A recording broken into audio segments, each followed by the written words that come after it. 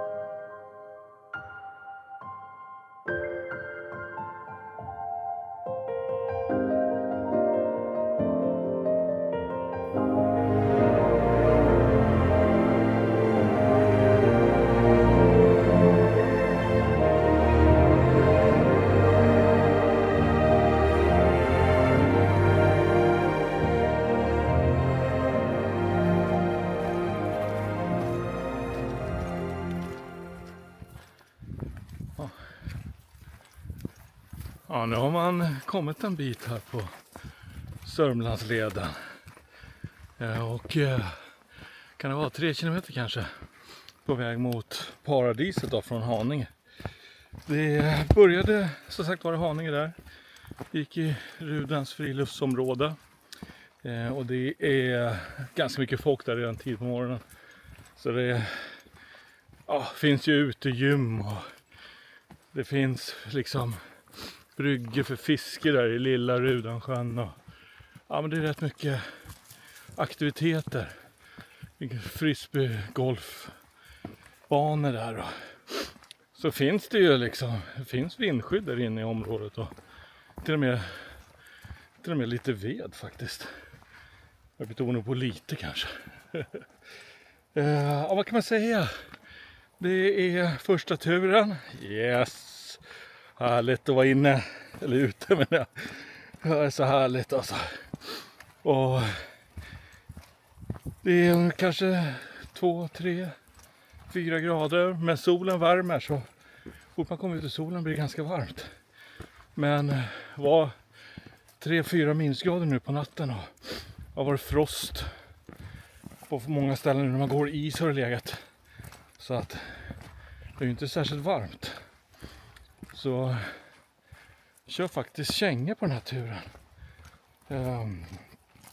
Men som sagt var, Sörmlandsleden, etapp 5. Kommer gå 5-1, 5-2, 5-3. Så tanken är att gå från Haninge då till Nynäshamn. Så att det är schysst faktiskt. Riktigt härligt att komma ut också. Jag har gått den här leden 2 gånger tidigare, men aldrig filmat. Så att det ska bli roligt. Se vad man kan hitta för tältplats också. Det ska bli intressant. Och paradiset är ju väldigt fint alltså.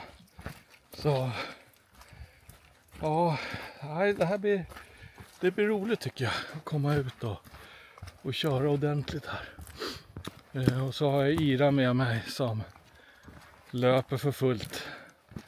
Se om hon lockar ut någon varg någonstans här. Jag är så dåligt med vargar här. Men det förekom faktiskt. Men nej, det är alltid lite speciellt när hon löper så här. Hon blir rätt grinig också. Tills hon är i mitten, då är hon inte alls grinig. Då letar hon hanar. Ja, nej men hoppas ni vill hänga på här hela äventyret. Var jag lite oobservant? Jo, men där ska vi gå till. När vi kommit ut på en grusväg så här. Så går vi på den då. Se hur lång tid man går på den. Jag kommer faktiskt inte riktigt ihåg. Men jag minns att det blir fint här framme sen. Det kommer lite småsjöar och naturområdet där runt paradiset är superfint liksom. Så att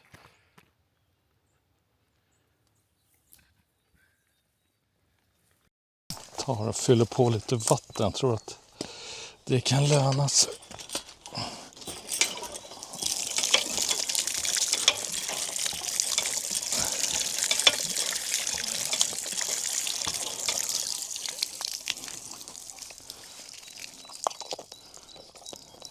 Ska du ha lite vatten? Ja. Gott. Bra tjejen. Duktig.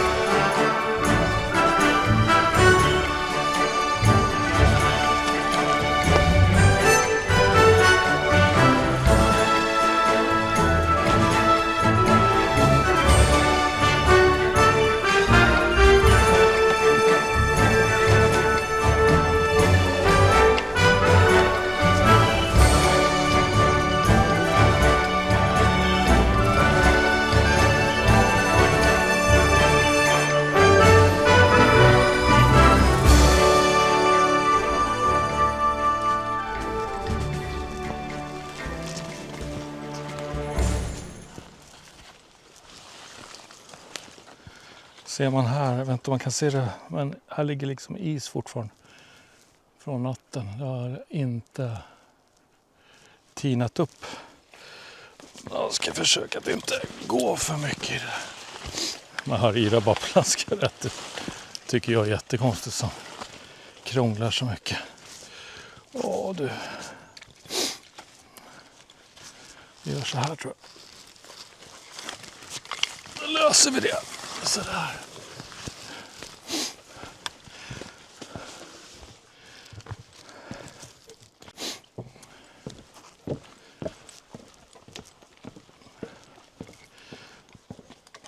Så.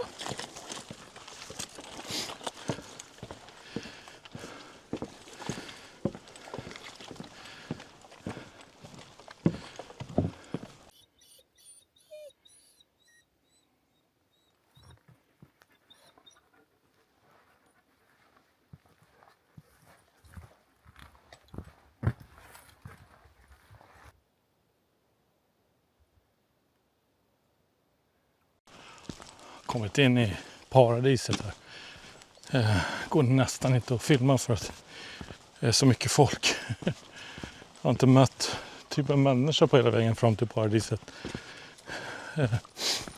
Utan bara, ja i och för sig människor, ja vandrare ska man kanske säga. Men å andra sidan så har jag mött cyklister. Så det verkar vara populärt att cykla där.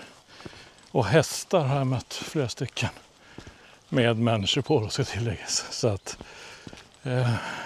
jag tycker ändå stigen ser ut att hålla för det. Men nu är det ju, ja jag får sluta filma men.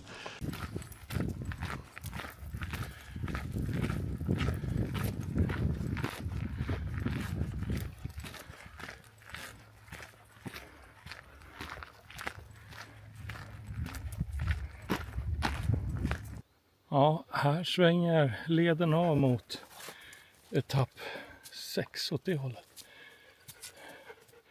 Men vi ska ju till etapp 5-3. Så, och förhoppningsvis komma förbi det här utkikstornet. Så det blir kul. Så fram emot. Eller vad säger du Ira? Ja. Hon dricker bra, hon är duktig på det så att det funkar. Men visst, vi är ju ovana. Vi har inte gått så mycket det här året. Det är första ordentliga vandringen så att. Men hon är grym som vanligt.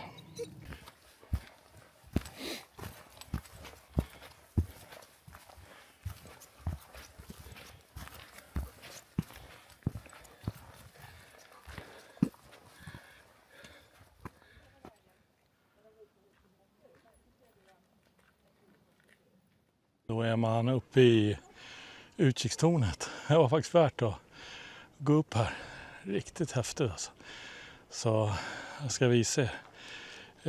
Jag vet inte om det heter Tornberga utkikstorn eller vad det kan vara för någonting. Men man ser långt alltså. Man ser bort till Årsta havsbad och Västerhaninge. Dalarö Skans. Ja, häftigt. Jordbro. Kan vi börja med kära Jordbro. Här borta.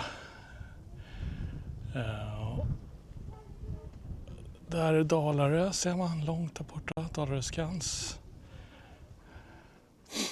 Västerhaninge. Går knappt att se faktiskt. Krigslida. Muske långt där borta. Häftigt. Hemfosa dit jag ska. Ryker det så det blir som det brukar vara när jag är igång. Jag hoppas det. Och ja, hela vägen. Storvreta vattentorn är det man ser långt där borta. Och Alby. Så ja. Och vi är tillbaka i Jordbro.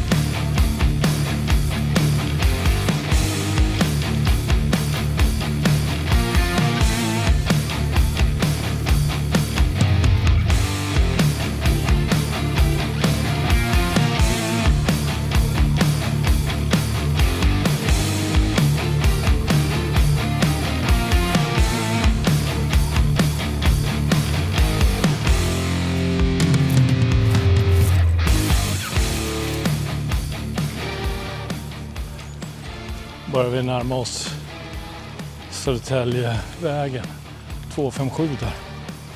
I folkmun Slingebulta. För motorcyklar kör som missiler där.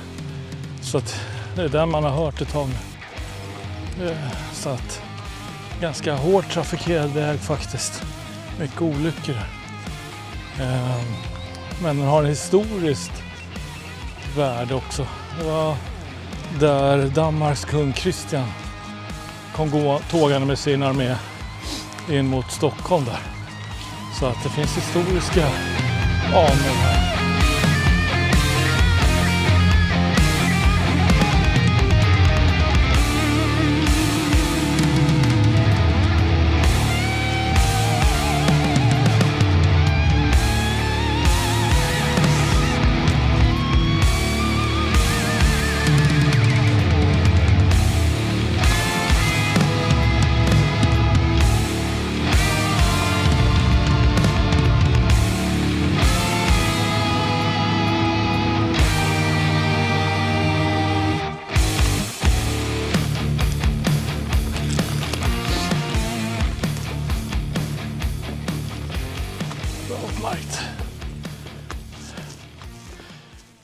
Jag tror när jag gick här för många år sedan med en kompis som hette Anders. Fantastiskt bra kille som omkom faktiskt som brandman på en trafikolycksplats. Så otroligt tragiskt. Så man saknar honom verkligen. Jag har tänkt på honom några gånger nu när man går här, för vi gick hela den här. Och då när vi gick det som jag precis har filmat här, då har jag för mig att det inte var spångat där, eller om det var väldigt gamla spångar. Och att vi fastnade där och klafsade runt och tog ett tag att ta oss över det där. För det ligger ju en sjö där, men man kommer ju aldrig åt den. Man ser den ju bara på avstånd, men sen är det för mycket vass och grejer runt omkring. Så det är lite synd faktiskt. Ja, börjar närma oss Hemfosa. Inte roligt här alltså. Fy vad värdelöst med den här granbarksborren alltså. Så hemskt alltså. Så det är mycket här och gå runt och gå över och som tur är jag har inte behövt krypa någonting. Det är det värsta jag vet. Med ryggsäcken och bara. Men ja, det här tar tid vet du när det ser ut här. Lilla gumman så. Vänta, så nu. Ja. Det är inte så lätt när man ska ta sig igenom det här. Ja. Så här ser det ut.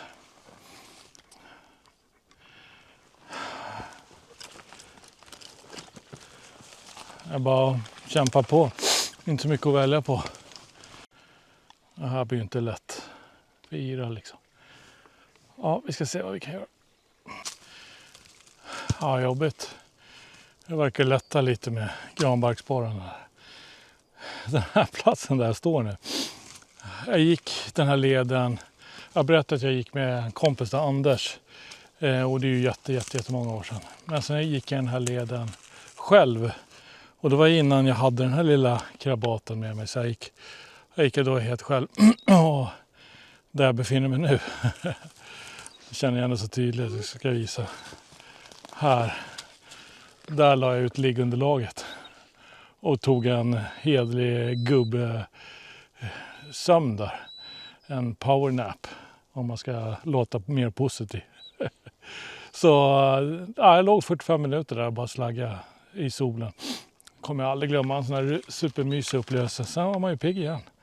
Så att, men nu köttar vi på. Vi är fram till den där vindskyddet här innan det blir mörkt. Och skulle det då visa sig att det är kaos där. Då har jag nog inget annat val än att kötta på till hela vägen till Segersäng. Så att får se vad jag gör. Jag har passerat. Ska se vad jag har passerat.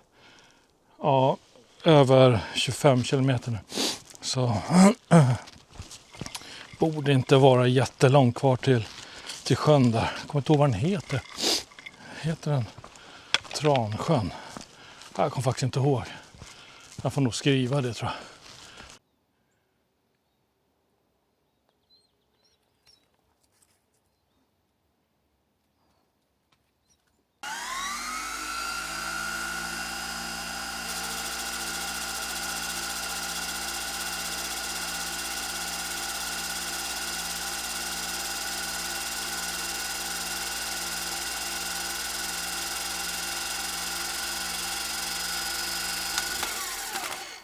Ni vet hur det är. Lägret uppe. Då får man unna sig något gott. Då tänker jag göra. Tänker en Starup har men. Är den 3,5 eller? Nej, en 5,0. En fin öl.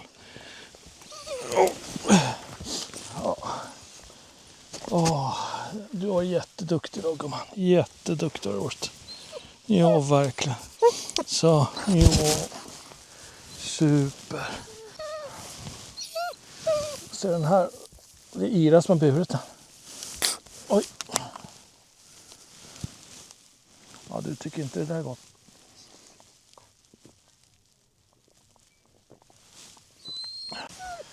När jag kom fram hit till vindskyddet så var det ju givetvis upptaget. Ja, 2 tjejer och en kille som ska sova. Så det.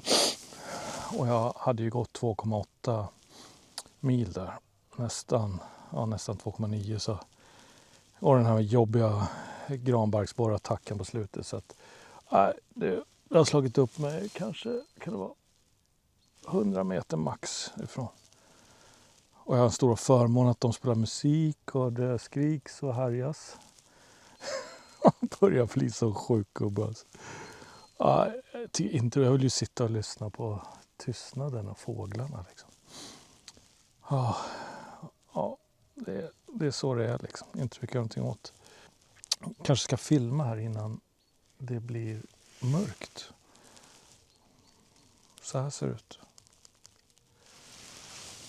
Där är tältet.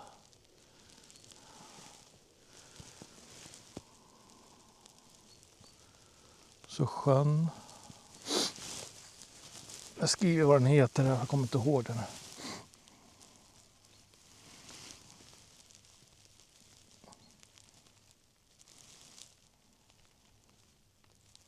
Fint när det är den här spegeln. Ibland undrar man ju vad man håller på med. Alltså. Jag har glömt kniven. Jag vet inte om jag har gjort det någon gång. Alltså. Om jag inte har bestämt mig för att inte ha med kniv. Men jag tänkte att det här kan ju bli aktuellt och splinta ved och så. Men jag har också glömt sked. Det är helt sjukt.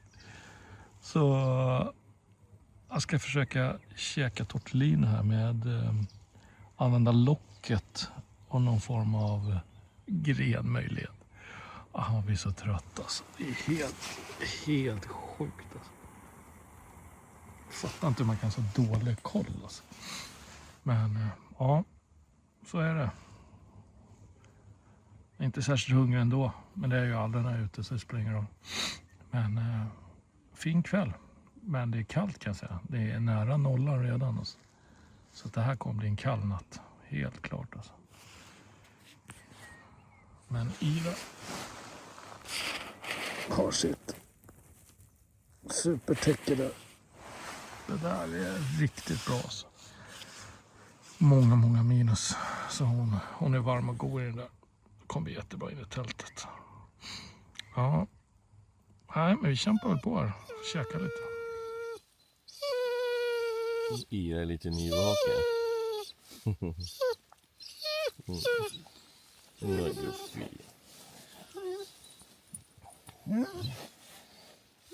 På morgonen är hon väldigt kelig. Det är hon inte så mycket annars. Oj. Oj.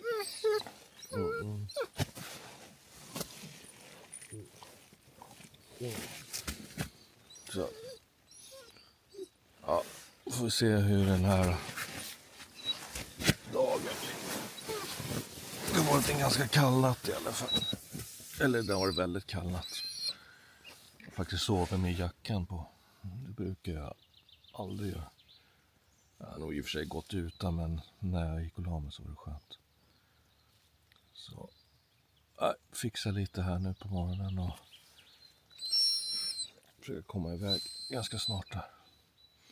Mot Segersäng. Efter en festnatt av de här festprissarna, spanska festprissarna som hade intagit där. Ja, ibland har man otur alltså. En viktig grej att tänka på när det är så här kallt, och säkert närmare 5 minus i natt, det är ju att tänka på att ha vattenfiltret. Jag hade ju använt vattenfiltret. Att man tar ut det och liksom lägger det som man har det i sovsäcken eller på sig på något sätt.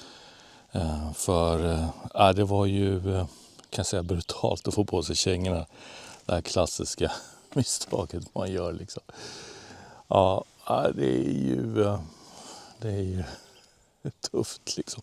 Man får ta i som ett svin för att försöka få på sig de där. Speciellt höger känga var riktigt frusen. Inte fått upp värmen i dem fast jag hållit på att plocka den. Men det är lite svårare att hantera kängorna faktiskt.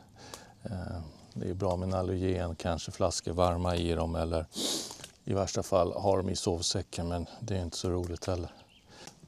Och kolla vilken morgon alltså. Helt fantastiskt alltså. Oj.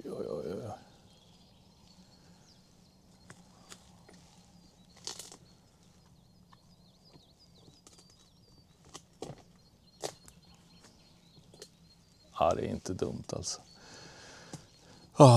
En kul vandring där, men jag har ju som sagt var glömt både kniv och sked. Så att, inte särskilt bra. Men jag kommer kunna fixa det i Segersäng. Men ska jag försöka få upp det här, så nästa är nog när jag är på väg härifrån.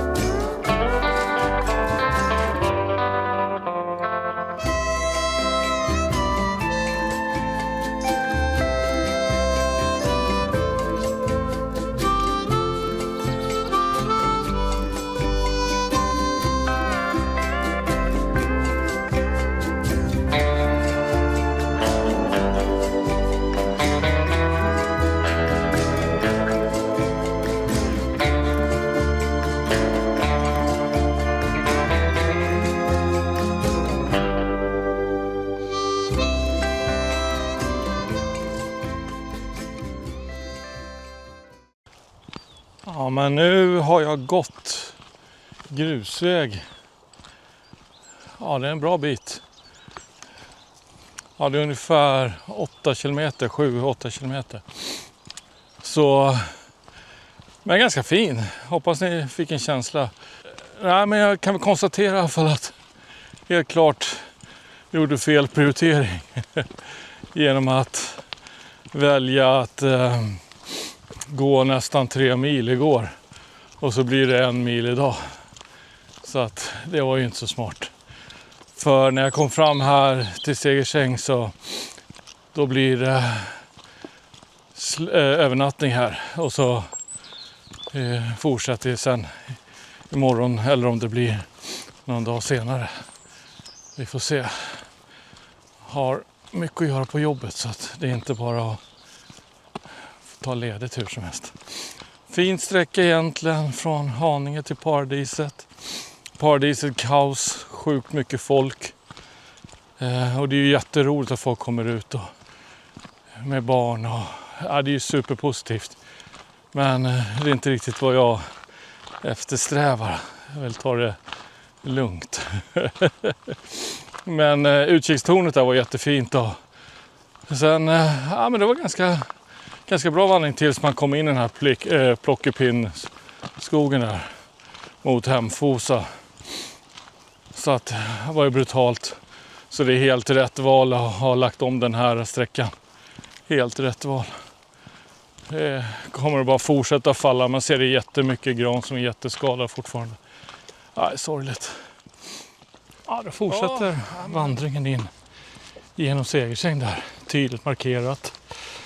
Jag ska se, jag får göra så här nästan. Kommer folk. Så tydligt markerat. Man går ner mot tåget liksom. Så inga problem att hitta. Så tänk att jag filmar lite mer när vi har passerat genom Segersäng här och jag har passerat förbi pendeltågstationen Segersäng. Man går typ igenom den. Ja, men nu har vi passerat genom Segersäng där och pendeltågstationen och ut och går. Det är ett område som finns några hus men inte så många på andra sidan järnvägsspåret. Och här gäller det att vara lite observant då. Jag ska filma. Där sitter ju de nya skyltarna, nya dragningen. För förut gick man rakt fram här. Och det här är en ganska fin sträcka tills man passerar vägen. Då kommer man in i den här gamla där det är helt ogörligt att gå. Så att den är inte att rekommendera. Så helt enkelt kommer man här ner från Segersänghållet som jag gör. Då är det bara att fortsätta på grusvägen. Och här kliver vi in då på den gamla där man ska gå. Så att nu har vi gått igenom hela omdragningen där som är från Hemfosa till Segersäng. Så nu är man och går på ordinarie väg så att säga. Här är det bästa på våren är ju fågelsången som verkligen kommer igång alltså. Fantastiskt fint. Har ju sån otrolig tur med vädret. Det är kanonväder alltså. Det är 13-14 grader här. Och det är en väldig skillnad på när man går i skuggan och när man är i solen.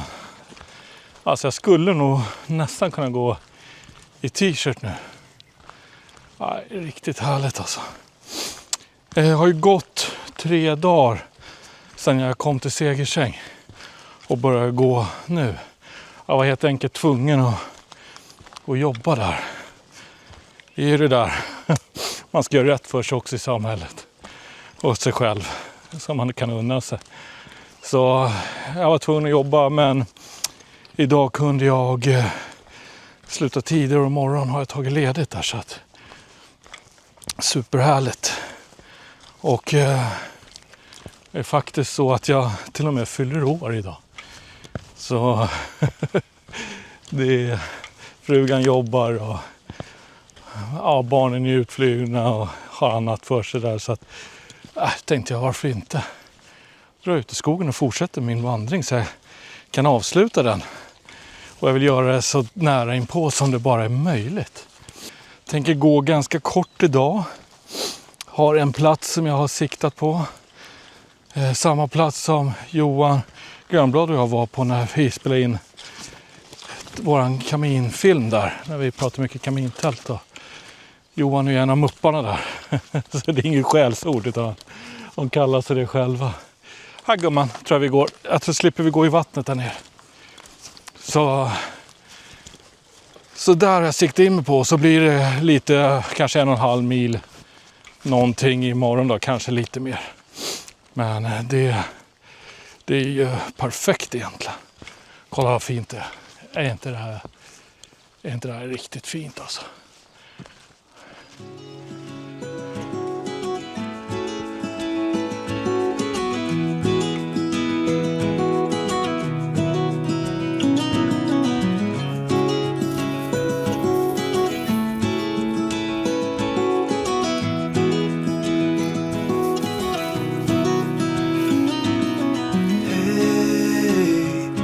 You want to leave this place where we grew up, this old town, just put it all behind. Remember you and I would always find somewhere to hide when we were kids, so we could see and hear the water run.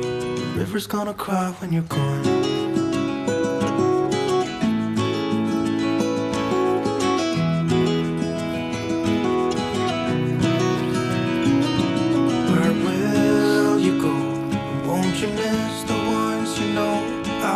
Here, hanging on, waiting for your call. Seems like time as a wave passing by, leave a mark in our minds to turn to memories. The river's gonna cry when you're gone, gone, gone, gone. The river's gonna cry when you're gone, gone, gone, gone. The river's gonna cry when you're gone, gone. River's gonna cry when you're. River's gonna cry when you're. River's gonna cry when you're gone.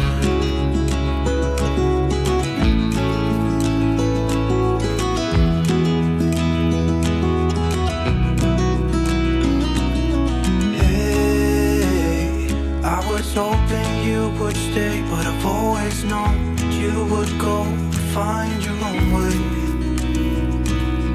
I still see when we climbed up in those trees, 12 years old, feel the wind and watch the river run. And the sun would always shine when we sat there, you and I. The river's gonna cry when you're gone, gone, gone, gone. The river's gonna cry when you're. Efter ungefär 3-4 kilometer, 3,5-4 kilometer, så är man nere vid Muskan då. Från Segersäng. Så det är ganska nära från pendeltågsstationen, så är man ändå nere vid en sån här fin sjö som det ändå är liksom. Riktigt trevlig. Här har varit mycket som grabb och fiskat och gjort massa upptåg här runt omkring. Så här känner jag mig hemma. Här fram till typ Ösmo känner jag mig hemma. Så här, väldigt fin sjö. Och fortfarande behagligt väder. Blåser inte så mycket. Lite grann blåser det, men jag trodde att vattnet skulle ha mer kyleffekt, men känns inte så riktigt nu i alla fall. Så jag kan visa lite grann hur det ser ut.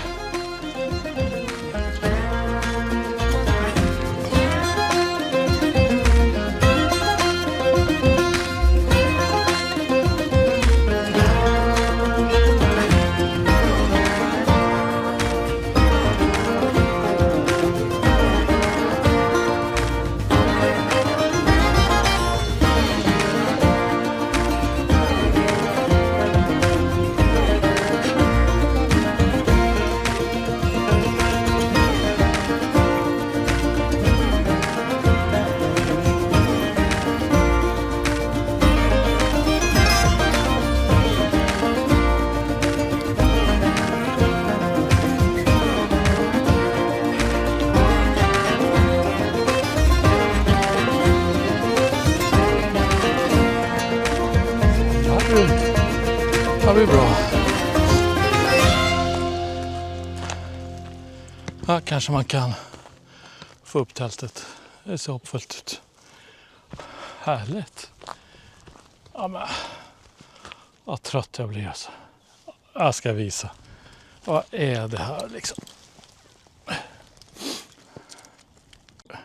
Måste ju vara något fel i huvudet på folk alltså. På riktigt.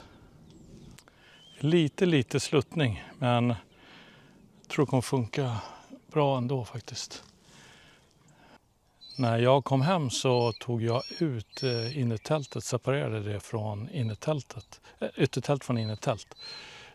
Och sen när jag ska sätta ihop det hemma så det varit lite mer chansning.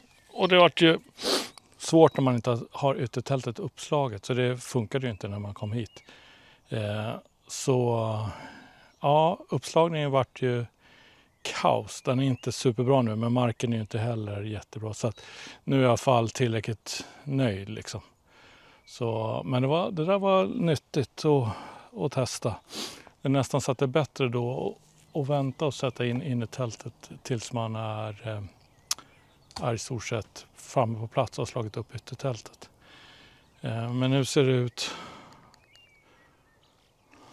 så här. Ingen superpitch direkt. Här ser det jättekonstigt ut, men ser man så ser man ju också att det lutar. Och, så att, ja. Men nu börjar i alla fall. Nu ska jag bara in med sovgrejerna här. Så är vi snart färdiga. Verkar som att Ira hör någon. Då ser hon ut sådär. Hon är duktig på att tala om det är någon som går där uppe eller om det är något djur. Men hon är bra på att tala om det. Bra med en schäfer. Riktiga vakthundar. Alltså. Ja, jag ser att det kommer någon. Så att hon hade stenkoll långt innan han kom. Ja, snyggt. Ni vet hur det är. När läget är uppe. Då får man unna sig något gott. Ja, äta eller dricka. Och Ira ska få... Varsågod.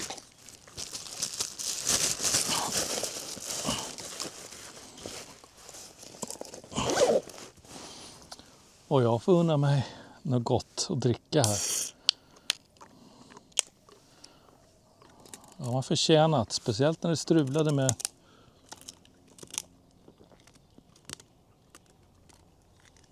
tältet. Jag har funderat lite grann på när jag var där på utkikstornet så kom det fram en trevlig man och bara så här: ja, är det självaste konstaplar i vildmarken som man har äran att träffa? Så ja, jätteroligt. Så, och han sa det, ja det känns lite konstigt sådär, för det känns ju som man känner dig och du har ju ingen aning vem jag är. Och det där känner jag igen mig väldigt mycket i, att man har ju följt flera stycken på YouTube så här och ja, även på tv, sådana som Lars Månsson och sådär. Så man känns ju som att man känner dem, fast det gör man inte. Man har följt dem. Och jag tycker ju alltid att det där är lika roligt liksom. Alltid kul när de kommer fram. Och det är ju ofta sådana som har Nej, Ira. Vad gör du för något? En humla. Så sådana som har samma intresse liksom som en själv. Så det är ju inte svårt att hitta saker att prata om. Och ja, det är ju alltid roligt liksom. Nej, så det var trevligt.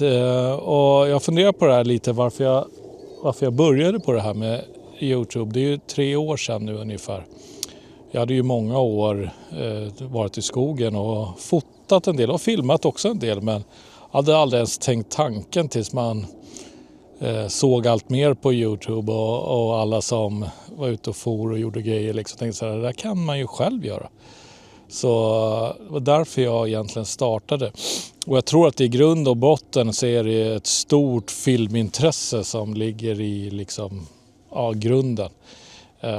Även såklart då, fotodelarna gillar jag också. Men framförallt är det nog filmandet som jag tycker är väldigt roligt och fascinerande. Och det är säkert för att jag ända sedan jag var liten alltid älskat film och bio och liksom alltid haft en hemmabio hemma och alltid kunna liksom njuta av att se film. Och nu börjar ju tv-serierna få väldigt hög kvalitet, så nu är det ju roligt också att se tv-serier. Så det kanske man kan tänka sig att det är något mot varandra, det här att vara ute i naturen eller sitta framför tvn och se någonting eller vara på bio. Men det tycker jag inte det behöver vara, utan det ena behöver inte utesluta det andra. Man kan vara filmnörd och friluftsnörd. Men för mig så funkar det ju självklart väldigt bra liksom, eftersom jag gillar ju att filma då, så att då är det roligt att försöka tänka till lite grann. Ja, men hur kan det här bli bra om man klipper, eller hur kan det här fungera liksom. Ja, så det är riktigt roligt tycker jag att vara ute, och jag är så sjukt glad att ni kollar och skriver och gillar liksom. Superroligt. Och att det är liksom ändå så pass många som tittar. Jag är jättetacksam för det, superglad över det. Så stort tack till alla er som gör det. Och stort tack till alla er som skriver och uppmuntrar och säger att ni blir inspirerade och gillar det ni ser. Det gör mig riktigt glad faktiskt. Och extra roligt när någon kommer fram och snackar så där. Det gläder mig. Ja, vad undrar man sig en sån här fin födelsedagskväll. Nej, det har varit torr mat. I och för sig spaghetti bolognese som är väl den som jag tycker bäst om av alla de där. Haft i lite extra salt och peppar också. Men den här gången har jag faktiskt unnat mig, som jag hittar då, så här. Så att jag har faktiskt med mig godis den här gången. Så jag ändå tagit i lite och fick ordentligt kallt här. Jag har ju min dunjacka, så att det är väl en sån här rekommendation till alla. Det kanske är så självklarhet, jag vet inte. Kanske helt onödigt att säga det, men att man kör dunjacka liksom. Att man alltid har med sig en tunn dunjacka. Det finns inget som slår det i vikt och värme helt enkelt. Och sen har jag skaffat sån här alfa tröja liksom. Alfa material där. Och det är också oslagbart när det gäller lätthet och värme. Tyvärr är de inte så här luktvänliga som all ull är. Men nej, sen jag köpte den ifrån Backpacking Light där från Umeå. Heter de Skalmo va?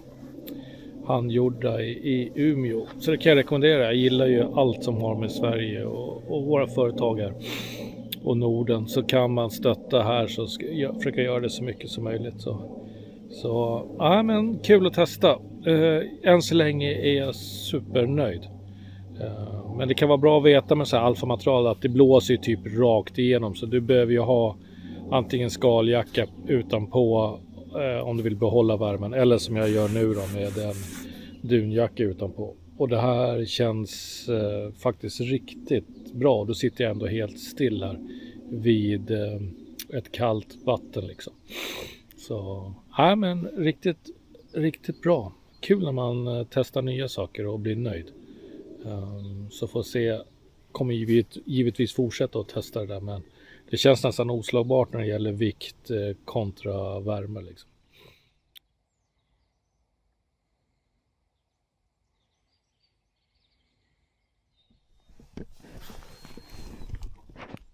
God morgon. Jag lägger draget med här och ingen bråttom. Så klockan är väl börjar närma sig 8 här. Där. Och hyfsat kall natt, men ingen fara. Sovit ganska bra. Ja, men då lämnar vi platsen så som den ska se ut. Att man inte har varit där. Fattar inte hur svårt det kan vara att ta med sig skräpet som man har lämnat. Eller som man har. Jag fattar inte. Så trist alltså.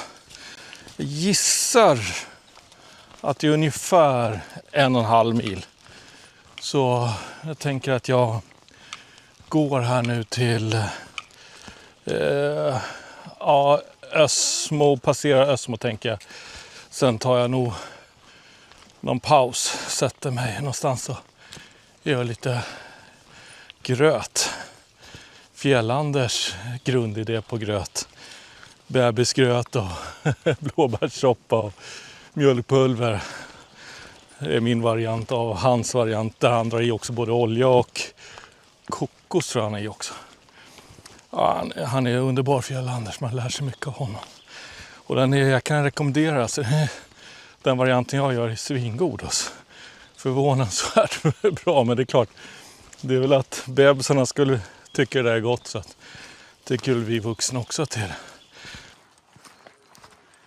Nu kommer vi till en av mina favoritplatser. Om jag går Muskan runt exempelvis, stannar jag alltid här och fikar.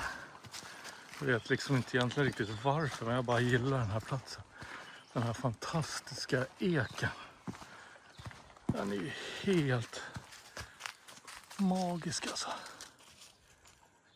Ja, den är så vacker. Så jag brukar gå upp och så sätter jag mig här uppe på kullen.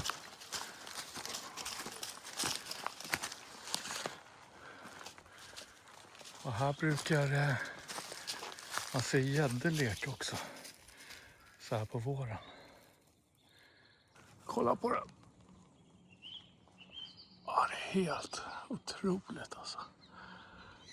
Men jag har inte tid att sitta nu och filosofera. Jag behöver knalla lite grann. Få upp lite värme och lite tempo. Men en riktigt fin plats alltså. Så att nu fortsätter vi och går.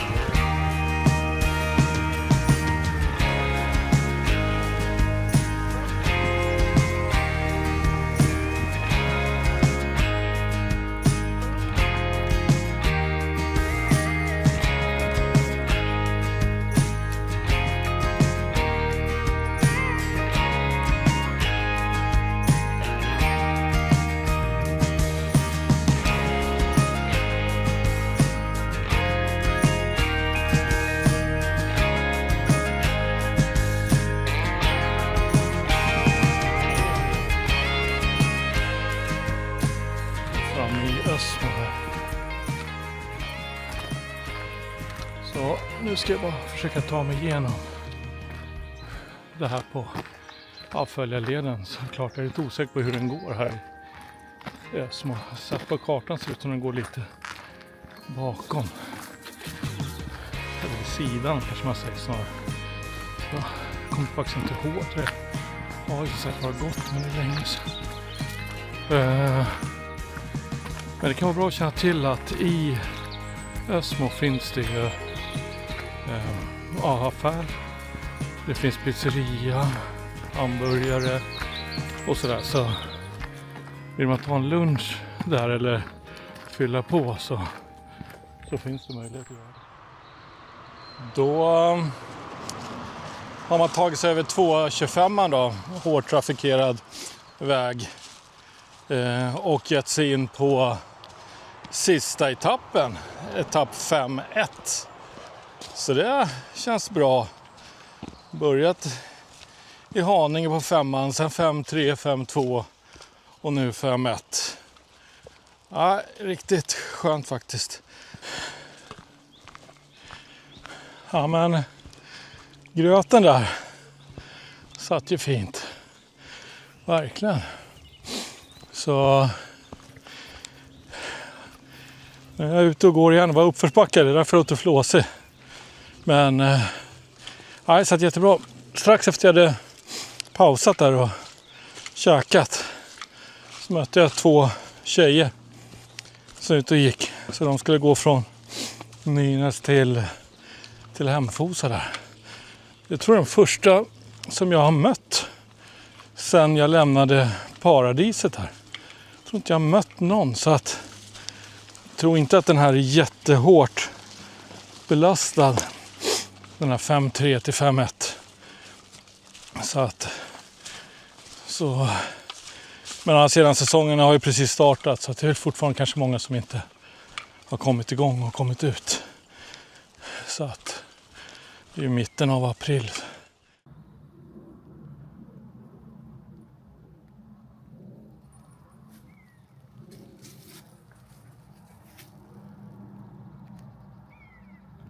Nu ska vi titta till här.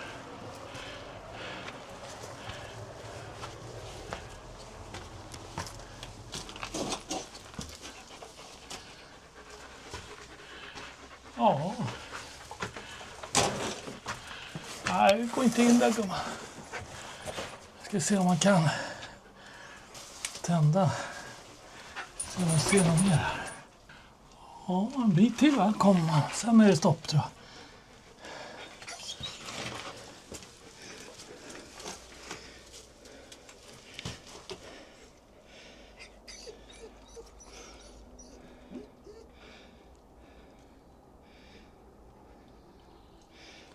Tycker alltid man blir lite besviken på de här grottorna alltså. Man ger sig in. Men jag tyckte ändå det var kul. 200 meter är det värt att kolla. Man är inne och går i kohage. Det känns som att man är tillbaka i... Jaha, hur går vi här då? Här till är nere. Det känns som att man är tillbaka i Skåne. Jag går Skåneleden. Det är lika obehagligt varje gång. När man liksom inte vet. Finns det kossor här och då är de lugna och sansade. Eller tjurar, men då borde de i och för sig sätta ut. För mig i och för sig att vi såg det någon gång när vi var där. Men nu kommer vi fram här till grinden. Ira, ta det lugnt nu så du inte får en kyss här. Ska jag se. Så.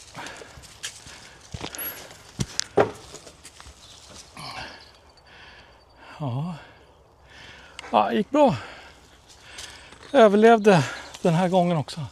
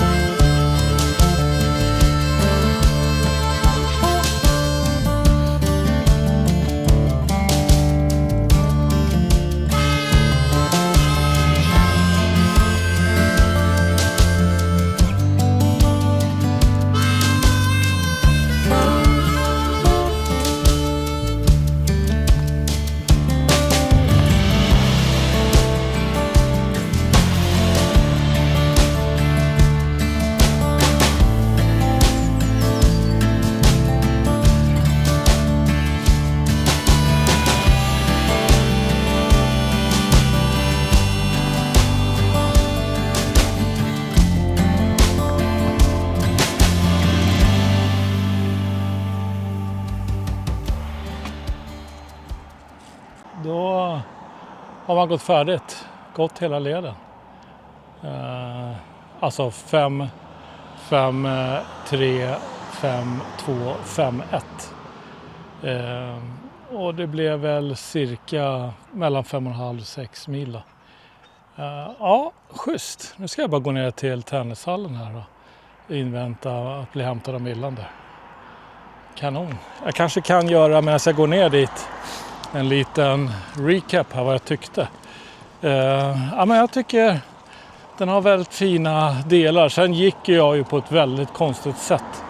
Alltså med extremt lång etapp där i början. Men det var lite svårt att ge råd till hur man skulle kunna göra det lite bättre. Så tror jag att det vindskyddet kan nog vara upptaget en hel del i sig. Så, ja men riktigt härligt att komma ut då. Som första tur var det här jättebra. Och jag tycker att de har fixat till rätt mycket jämfört med när jag gick den första gången. Jag för mig att det var kaos, att det var jättesvårt att hitta liksom. Dåligt uppvärkt. Det tycker jag att de har gjort bra med skyltar och allting. Jättefint arbete liksom. Sen får man väl säga att just den här innan hemfosa där, tveksamt om den är värd att gå faktiskt. Eller om man ska lösa den på något annat sätt. Men sjukt kul. Och stort tack för er som har tittat och följer mig och sådär. Och har ni inte börjat prenumerera än så gör gärna det. Det är förvånansvärt många som tittar på filmerna men inte prenumererar. Ibland är det faktiskt en större del som inte gör det. Så att jag vet inte vad det beror på, den algoritmen eller om folk inte har YouTube. Annars får ni gärna följa mig på Instagram också. Magnus Konstapel i Vildmarken. Bara söka där. Så där lägger jag ut mycket av de här mindre grejerna som man gör regelbundet. Som aldrig blir några filmer eller någonting. Ja men grymt. Stort tack för att ni har kollat och ta hand om er där ute och se till att komma ut och njut. Ha det bäst.